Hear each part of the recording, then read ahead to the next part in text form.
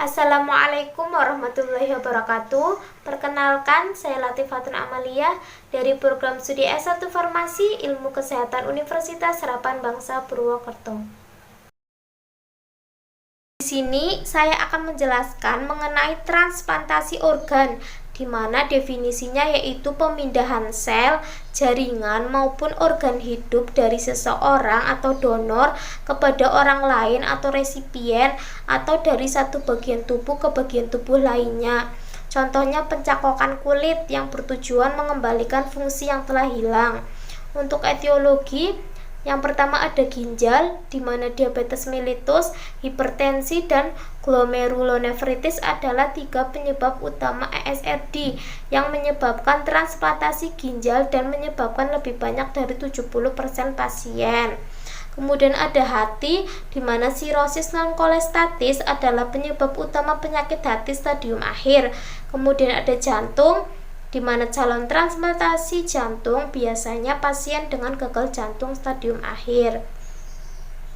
Kemudian untuk patofisiologi, yang pertama ada pembuluh ginjal intraparendimal menunjukkan fitur penyempitan luminal sehingga menyebabkan infrakorteks ginjal. Kemudian terjadi perubahan glomerulus, pembengkakan dan proliferasi sel endotel kapiler, akumulasi neutrofil dan penggumpalan trombosit, sehingga menyebabkan aliran darah ginjal dan filtrasi glomerulus berkurang.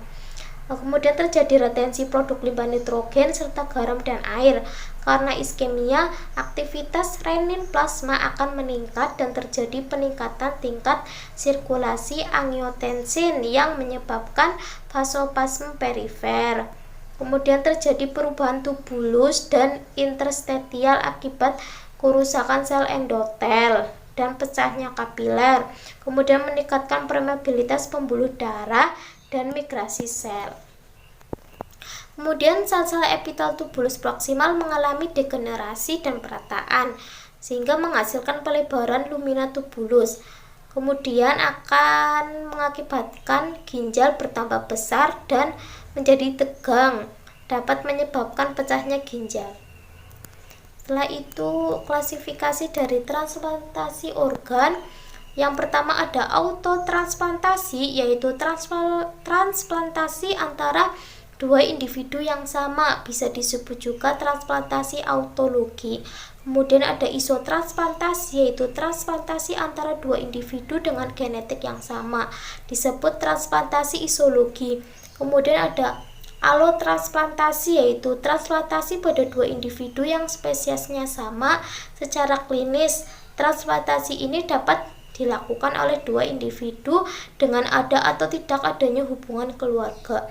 Yang terakhir ada xenotransplantasi, yaitu transplantasi pada dua individu yang berbeda spesies asal. Kemudian untuk farmakoterapi ada pendekatan umum yang terdiri dari terapi induksi, penolakan akut, terapi perawatan. Kemudian ada inhibitor salsineurin, contohnya siklosporin dan tacrolimus. Kemudian inhibitor salsineurin nefrotoksisitas, kortikosteroid, antimetabolit, azathioprin. Kemudian inhibitor sinyal proliferasi, contohnya sirolimus, dikenal sebagai antibiotik rapamisin. Kemudian ada agen antibodi, di mana terdapat antibodi poliklonal dan monoklonal. Sekian yang dapat saya sampaikan, kurang lebihnya mohon maaf. Wassalamualaikum warahmatullahi wabarakatuh.